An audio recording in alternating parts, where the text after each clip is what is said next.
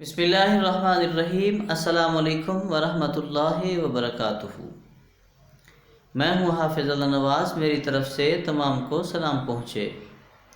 ایک حکایت لے کر حاضر ہوا ہوں۔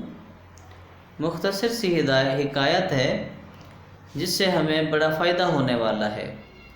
ضرور سنیے گا، پھر اس کے اوپر عمل کرنے کی بھی کوشش کیجیے گا۔ حکایت یہ ہے کہ حضرت موسیٰ علیہ السلام جب اللہ تبارک و تعالی سے ہم کلام ہونے کے لیے کوہ طور پر گئے تو ان کی نظر پڑی عرش عظیم پر۔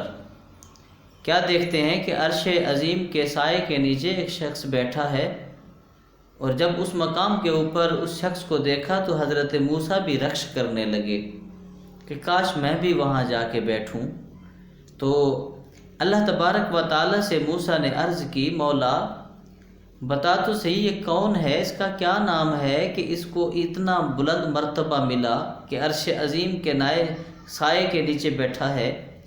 تو اللہ تبارک و تعالی نے فرمایا، موسیٰ تجھے کیا غرض کہ تو پوچھتا ہے کہ اس کا کیا نام ہے؟ تو پوچھ کے اس مرتبے پہ پہنچنے کے لیے کون سے اس نے کام کیے جو اتنا مقبول ہو گیا کہ عرش عظیم کے سائے کے نیچے اسے جگہ مل گئی۔ تو حضرت موسیٰ نے کہا، یا اللہ پاک، عظیم اگر ہو گیا ہے جن کاموں کی وجہ سے وہ کام بتا دیجئے۔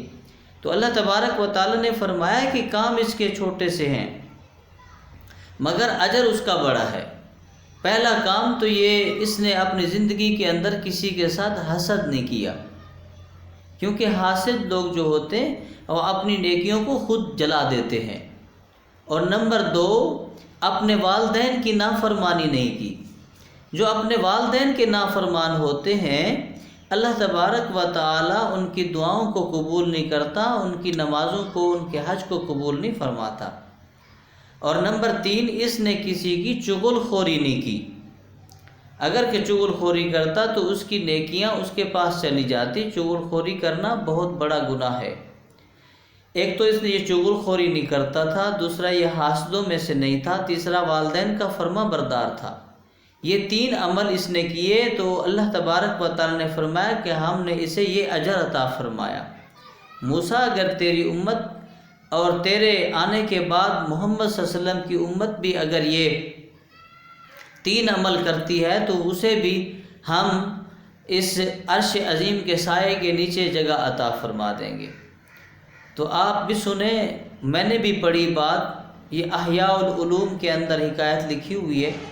اس سے ہمیں سبق بڑا ملتا ہے کہ اللہ تبارک و تعالی ہمیں ان 3 کاموں سے بچنے کی توفیق عطا فرمائے، اور ان سے بچ کے ہم عرش عظیم کے سائے کے نیچے جا پہنچیں۔ دعا کرتا ہوں میری ویڈیو آپ کو پسند آئی ہوگی۔ اللہ تبارک و تعالی ہم سب کو عمل کی توفیق عطا فرمائے۔ آمین ثم آمین۔